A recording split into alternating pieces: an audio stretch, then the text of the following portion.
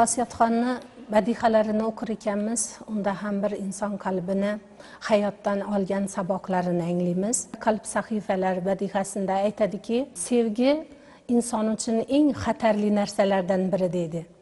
Ya'ni rostdan ham olib qaraganda sevgi insonni hayotini o'zgartirib yuboradigan, uni hayot mezonlarini, o'zini orzularini, hayotga bo'lgan qarashlarini o'zgartirib yuboradigan tuyg'u.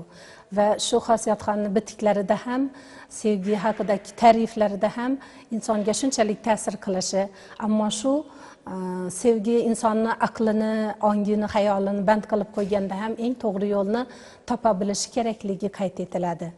Va yana Xosiyatxonni baxt haqidagi bitiklarini o'qidim. Baxt insonni qalbiga yashiringan. Odamlar odatda baxtni yon atrofidan, odamlardan mehr izlaydilar, baxt izlaydilar dedi. Lekin mana shu baxtni farishtalar dedi, odamni qalbiga yashirganlar dedi.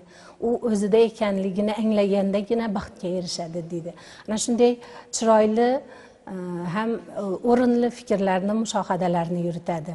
Va yana insonni maqsadga erishish haqida, orzu va maqsadning alohidaligi, orzuga qanday erishish yoki maqsadga qarab insonni intilishi haqidagi fikrlarini bildiradi.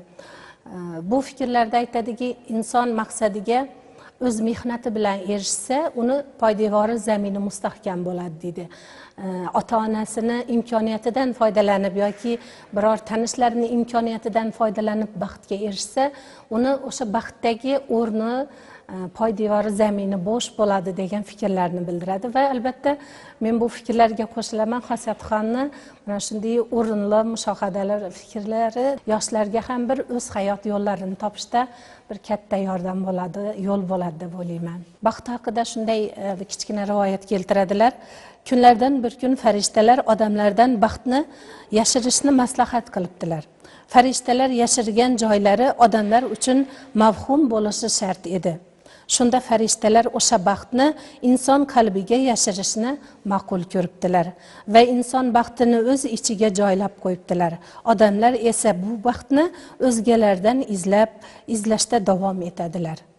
Azizlarim, baxt bu o'zimizning borligimizdir. Demak, mana shunday chiroyli fikrlari bilan Xosiyatxonni ijodi ham o'z o'quvchilarini, muxlislarini qalbidan joy oladi.